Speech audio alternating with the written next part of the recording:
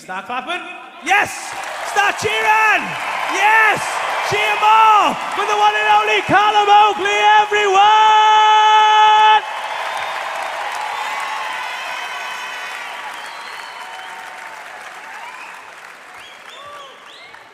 Hello! Yes! Give it up for Paul Smith again, everyone! Fucking love that man. Fucking great. And he said I've been doing the tour with him, been doing the tour sport in every single city. It came with the cost though of sharing a hotel room with him every single date.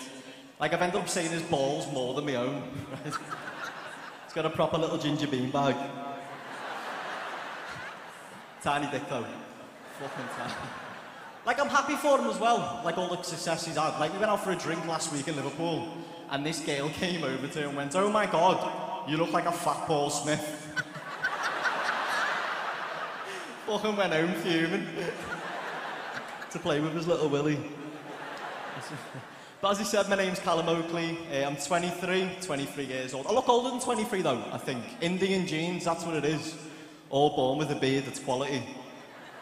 Honestly, you should see me mum. Like I love my mum. My mum and dad are great. Like when I was younger, I went in their bedroom and I seen them wrestling. And my mum had me dad in like this thigh headlock. He was there, like that. Now he wasn't tapping out, which was really weird. And he was there, he was shouting, he was waving his hand at me like this, he was doing that. He was waving it, like that. Like apparently he was telling me to close the door, but I thought he was tagging me in.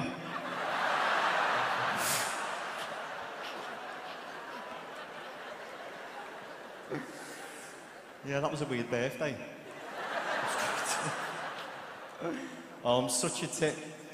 Like, even my mates are tits. I think that's how you find out what your true mates are. Like, if something bad happens to you, they just laugh at you. Like, I fell out of a treehouse, completely snapped my arm in two, and my friend's first reaction was to laugh.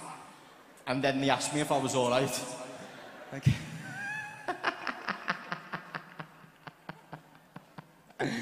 Oh, God, you've hurt yourself. Oh, because here's the rest of your arm. Pricks. One of my mates, Dave, he had a really bad nut allergy, and we took shifts once at a house party to keep him trapped in the corner while throwing nuts at him. Right? Could have killed him, but it was really funny. My other friend Aidan worked for Pizza Hut, but he got sacked. So my other friend Joe rang him up, pretending to be the district manager. Said, "Sorry mate, there's been a mistake. We're actually promoting you to manager." Next day, Aidan went in with a suit on. Right? We don't know what happened to him, he's not our mate anymore, but it was fucking worth it. I'm dead immature as well. Like, I've had to move on my mum and dad's to grow the fuck up. Like, just moved to a place called Toxteth.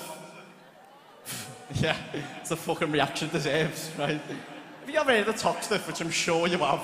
Ross Kemp done a documentary there, and that's all you need to know.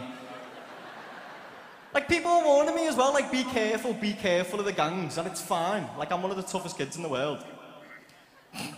Never had a fight. Never had a fight in my life. The closest I came to a fight was in year 5, a guy called Nathan, proper prick.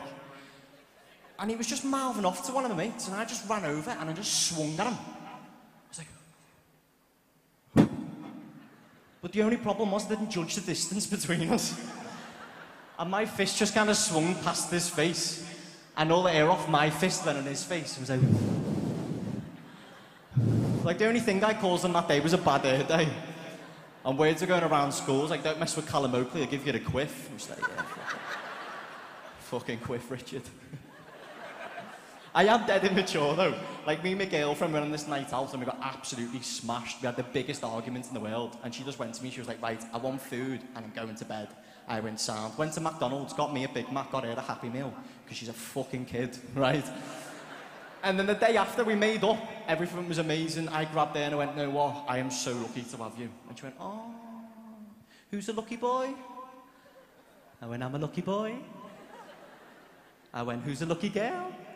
And she went, "Your ex for not being with you." Fucking, that's her clapping over there. But I'm happy now. I am happy. I hated being single. Like, I was that single friend that was getting hooked up with other people's single friends. It was like, oh my God, you should meet Rebecca. She's amazing. It's like, you'll have loads in common. It's like, she is lonely, and I'd heartbroken as well. It's like, fucking sign me up there with Becky. As well, I think the day after a breakup is one of the toughest days you'll face. Like, if you can get through that day, you can get through pretty much any day. Like, I think the radio knows what mood you're in. I haven't heard so many love songs in my life after that breakup. And all the happy couples getting in touch as well. Shout out to Mark and Lucy's 6-year anniversary, and they've never argued. Shut up. Mark's favourite thing about Lucy are her eyes. Lucy's favourite thing about Mark are his eyes. I hope you both go blind. And get a shit guide dog. That's what I'm fucking hoping for. I've done what most people do as well after a breakup. You go on the rebound, you go on your wild night out. I went on mine, I went missing, right? Because when I'm drunk, I get hungry. Ended up in Subway, chicken tikka roller salad. That's what I go for. Nice one, fucking chicken tikka shout at the back there. Chicken tikka roller salad. No olives though, I think they're gross. Just the grape's ugly cousin, the olive. No jalapenos as well, can't handle spice. Worst Indian in the world. My Indian nan doesn't like me, and I think that's why. My white nan, she's dead sound. She's cool. My plain nan.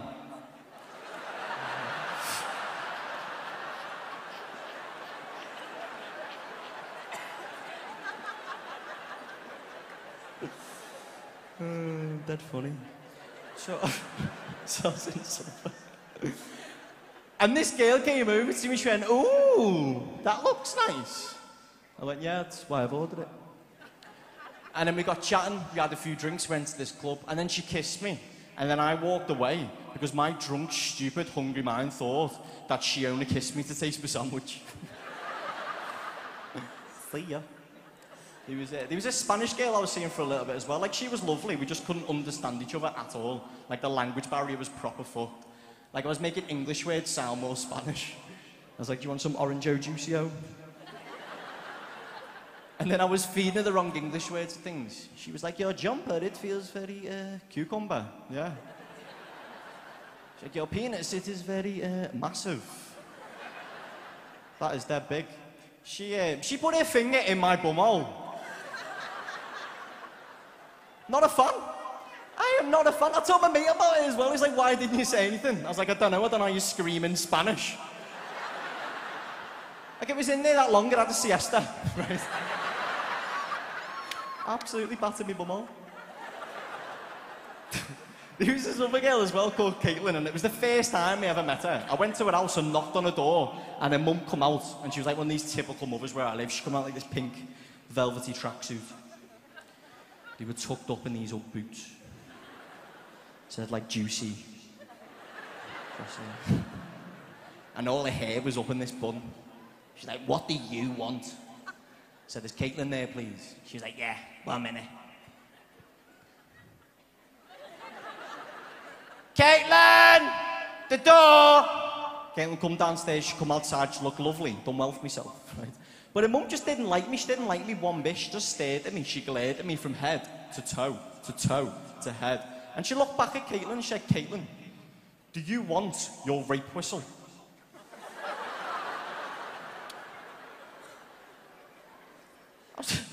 I was like, Caitlin's mum, I was like, don't worry at all. She doesn't need a rape whistle. Like, if she feels threatened or endangered in any way, I'll look after her.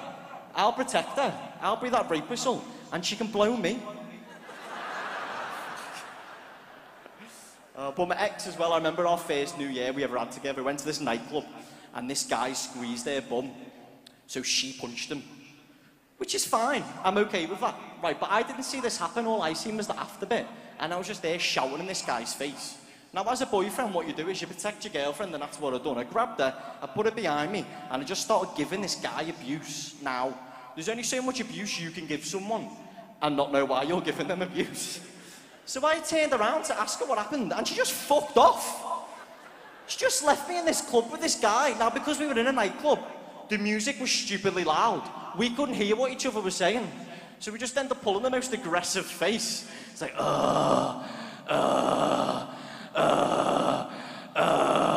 and with the music going on, everyone kind of moved out. and formed this circle, like we were going to settle it with a dance-off. And I went outside and seen her, she was sitting down on the floor. I said, what just happened in there? I said, you missed that?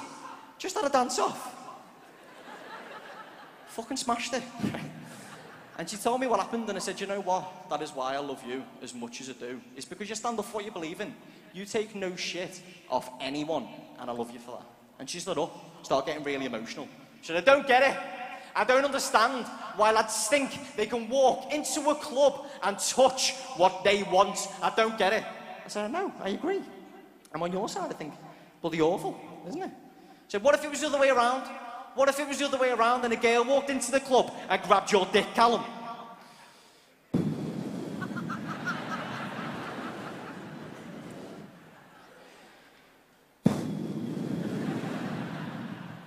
How fit are we talking?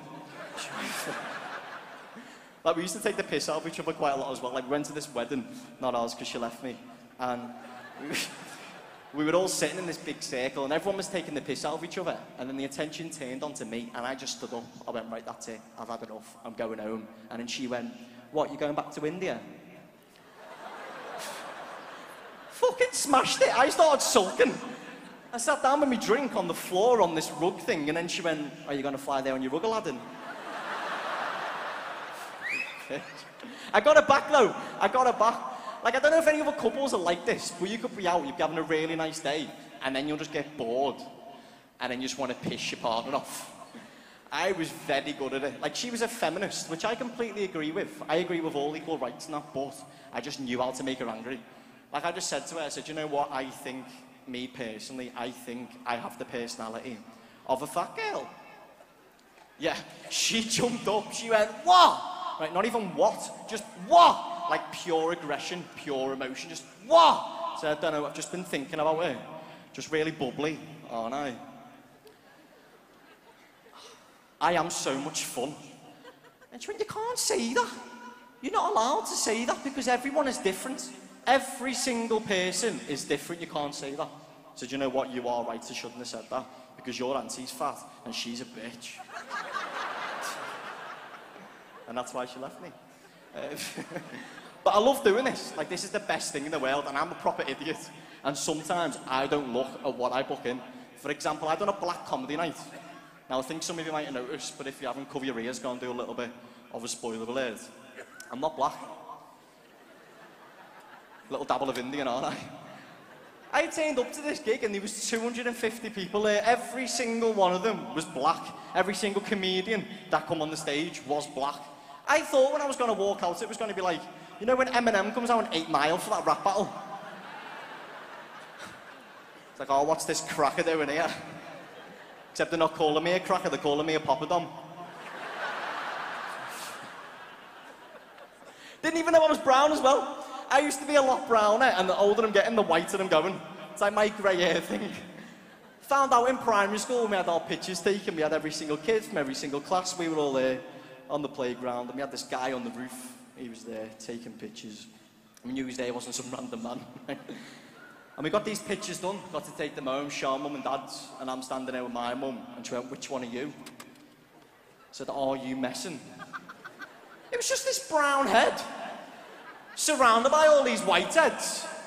It was like, where's Wally, except where's Waleed? But I've been doing this since I was 14, and I could never do proper gigs. I was never allowed doing like charity gigs. I turned 16 and went on TV in 2012 when on Britain's Got Talent. Do you remember? Nah, don't cheer. Do you remember Pudsey the dog? Yeah, I got beat by that. But Pudsey's dead now, 1-0 to me. Fuck that dog. I killed it. It ruined my life. It absolutely ruined my life. Like, it even followed me on nights out as well. One night out, my mates went to this club. I was at the bar. There was this girl there. She was absolutely gorgeous. I went over to speak to her, and she just looked at me and went, no. And then walked away. And my friends, one at a time, in a nightclub, stood in front of me and went, eh! And even the gigs after as well, the worst gig I ever done was actually in Liverpool, right? It was a sportsman's dinner, and someone had the bright idea of booking a 16-year-old boy and put him on while they're serving food when there's no other acts on.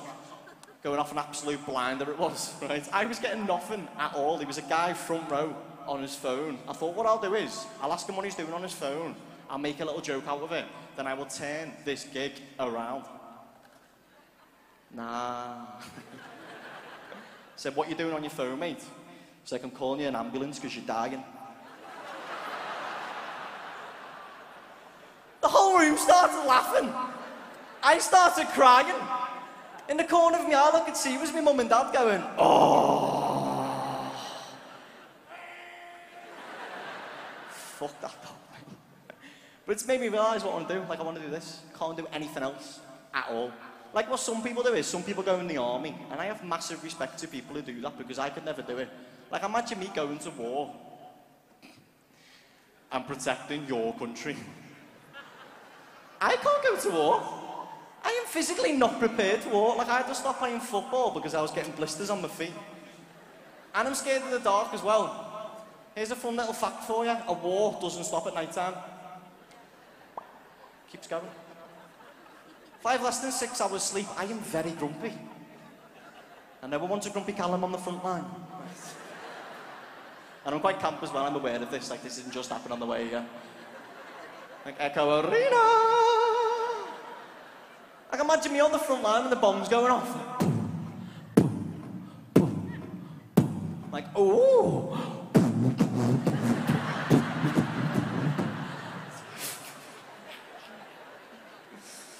Have you ever done something in public and you're like, why the fuck have I just done that?